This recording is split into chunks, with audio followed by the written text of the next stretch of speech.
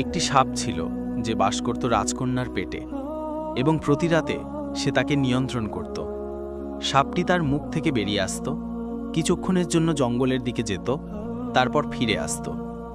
সকালে রাজকন্যা কিছুই জানত না তার অস্তিত্ব সম্পর্কে, এবং প্রাসাদের সবাই অজানা ছিল যে একটি সাপ 7 মিটার লম্বা তার ভেতরে বাস করত। তারা মনে করত তিনি একটি অদ্ভুত রোগে আক্রান্ত যা তাকে সবসময় অচেতন করে রাখত।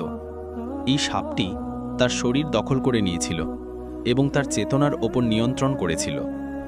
এমনকি সবচেয়ে দক্ষ চিকিৎসক এবং জ্ঞানী ব্যক্তিরাও বাস্তব কারণ খুঁজে পেতে ব্যর্থ হয়েছিল। রবিউ নামে একজন প্রাসাদে এলো। তিনি দেখলেন একটি বড় জমায়েত চিকিৎসক এবং জ্ঞানীদের রাজকন্যার বিছানার চারপাশে। তারা বৃথা চেষ্টা করছিল সমাধান খুঁজতে, কিন্তু কোনো ফল হয়নি। রবিউ হলের এক কোণে দাঁড়িয়ে নীরবে পর্যবেক্ষণ করল। সন্ধে হতেই সবাই একে একে হল ত্যাগ করতে শুরু করল। তখন রবিউ মন্ত্রীর কাছে এগিয়ে গিয়ে বলল, হে মন্ত্রী, সবাই তাদের ভাগ্য চেষ্টা করেছে, আমাকে কি একটি সুযোগ দেবেন? আমি রাজকন্যাকে সারাতে পারি। মন্ত্রী রবিউর আত্মবিশ্বাসে মুগ্ধ হল এবং তাকে নিয়ে গেল রাজার কাছে। মন্ত্রী রাজার কাছে বিষয়টি উপস্থাপন করল। রাজা তখন হতাশ এবং সবকিছু থেকে নিরাশ হয়েছিল। তিনি রবিউর দিকে হতাশ দৃষ্টিতে তাকিয়ে বলল, বলো হে যুবক, কিভাবে তুমি আমার মেয়েকে সারাবে? রবিউ পূর্ণ আত্মবিশ্বাসে বলল, মহারাজ, আমাকে শুধু একটি রাত দিন রাজকন্যার সাথে একান্তে কাটাতে। হয়তো আমি তার রোগের রহস্য উদ্ঘাটন করতে পারব। তার সাথে একা থাকা আমার জন্য জরুরি, যাতে আমি মনোযোগ দিয়ে লক্ষ্য করতে পারি যা অন্যরা লক্ষ্য করতে পারেনি।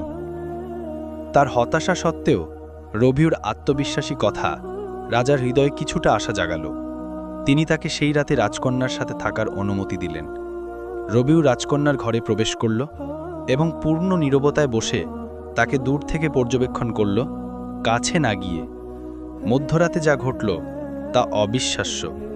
রাজকন্যার মুখ থেকে একটি বিশাল সাপ বেরিয়ে এলো, যিনি অচেতন অবস্থায় শুয়েছিলেন, এবং নিঃশব্দে প্রাসাদ পেরিয়ে জঙ্গলের দিকে চলে গেল। রবিউ তার জায়গায় স্থির হয়ে দাঁড়িয়ে সবকিছু দেখল, একটুও নড়াচড়া না করে। ভোরের আগে সাপটি আবার ফিরে এলো এবং রাজকন্যার শরীরে প্রবেশ করল যেমন বেরিয়েছিল, এবং সম্পূর্ণভাবে তার ভেতরে অদৃশ্য হয়ে গেল।